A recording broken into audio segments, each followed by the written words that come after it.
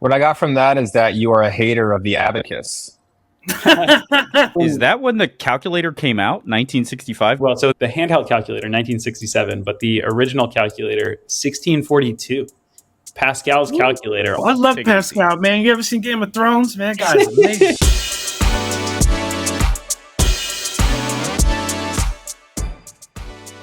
All right. Hey, look, That's we're not spirit. prepared either, so we're all in this boat together. That's the spirit. It's all freestyle. Love it. Cool. You guys ready? Let's do it. What's up, lifers, and welcome to the Daily Stand-Up with Lifetime Value, where we're giving you fresh new customer success ideas every single day. I got my man Bucket Hat JP here. JP, do you want to say hi? Hooty-hoo! And we've got Rob here. Rob, do you want to say hi? Hooty-hoo! Oh, boy. And Derrick, you've got to try. We've got Derrick here. Derrick, do you want to say hi? Hi. I love it. I love it. Straight man. And I am your host, Hootie Hoo. My name is Dylan Young. Derrick, thank you so much for being here. Can you please introduce yourself? Yeah. Thanks, guys, for having me on. I'm Derrick Smith. I am a strategic director of customer success at Jellyfish, which is a multinational marketing and advertising agency, as well as a digital analytics shop. So we assist GMP tech clients with license reselling, as well as Google Analytics integrations, various digital media and digital marketing functions as well. You said a bunch of things in there that I didn't understand. Maybe we'll get into it during your topic. Top of the list is GMP. I don't even know what that is. Maybe I'm just an idiot. But Derrick, you know what we're doing here? We ask every single guest one single question, and that is what is on your mind when it comes to customer success. So can you tell us what that is? Yeah, it's something I've been getting into a little bit more recently. I've had an interest in startups, venture capital, and you can't have venture capital without having AI. And I've seen a huge blow up in the amount of AI powered CSM tools. And I've used a few and I've onboarded a few to my company. And it's gotten me thinking, at what point do those systems become like a double-edged sword, where you start relying on them so much that you either don't keep upskilling in your CSM function, or you just take them for granted and use them for what they're worth and just coast by on the functions they provide. So this reminds me very specifically of a statement I'll say that JP had on a previous episode. So I actually want to hand it right over to JP to either clarify what you're saying or to share his thoughts and get this started. Yeah, Derrick, I think you like what you said, first of all, is such a great approach.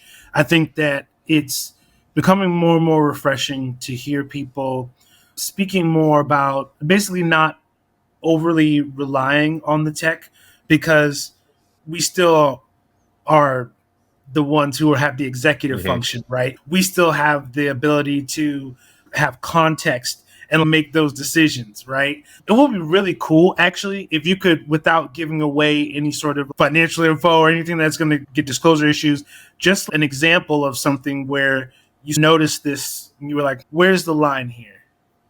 Yeah, I'd love to. I'll be the first person to admit I am a horrible note taker when I'm leading a call. So I've jumped fully on board with the AI note-taking apps.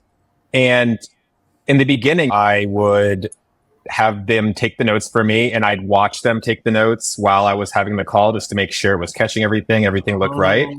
And then the more I trusted it, the more I just decided to stop watching and have the full conversation, give the client my entire attention. And then I'd review the notes afterwards and put them in a doc, do the follow-up action items. And then I noticed I caught myself not even really reading over the entire transcription of the notes and just going in and picking out the things that I might have missed or the things that were important. And it dawned on me that I might be missing some valuable context there if that's what I'm doing.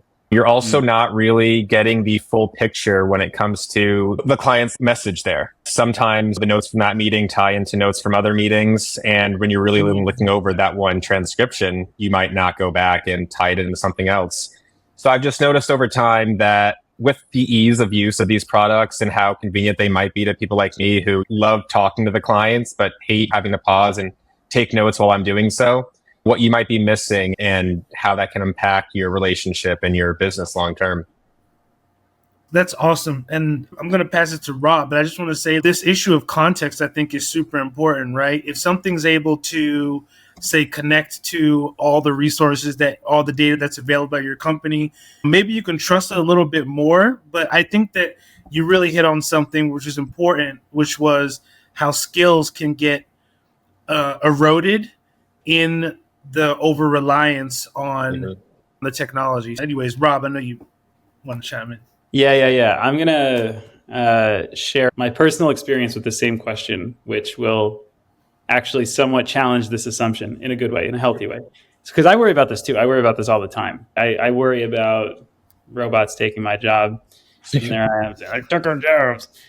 But the analogy that I sleep at night on is I think about, imagine this, it's 1965. You're an accountant. Calculators are about to come out. You've heard about these things. And you're like, oh, am I going to lose my job? And then you're saying the same thing. Am I going to stop upskilling myself on math? Am I going to coast by? What if I lose my job? I don't know. You have all these fears and concerns. What actually happened is quite different, right? First is the skill set just changed to be not so much menial, manual math, and to move more to knowledge work. And a lot of professions really blossomed as a result, except for the ones that didn't adopt the technology, by the way. And the other thing is that I think it actually enhanced the skill set of the people who adopted the technology. So for me, like one question I ask people in interviews when I'm interviewing for clients of mine is like, what tech stack are you familiar with? And for me, I've changed to become like especially intrigued when people can show that they've effectively used AI tooling to enhance their operations, to enhance their client experiences, to enhance their efficiency, to enhance their quality control, or whatever else. So I think we're going to see a pretty cool shift in the market that, to me, is positive overall. What I got from that is that you are a hater of the abacus.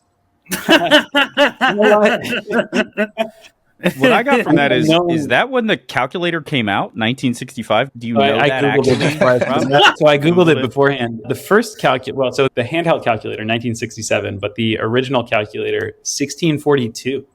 Pascal's calculator, also known as the arithmetic machine. Or I love Pascal, man. You ever seen Game of Thrones? Man, that guy's amazing. Derrick, so you started it sounded maybe a little dystopian. Do you have any tips for folks on how to keep it on the positive side of the spectrum about how to use AI without getting fat and lazy? Yeah, it's all balance. And I'll be the first person to, like I said, admit that it's hard to strike that balance.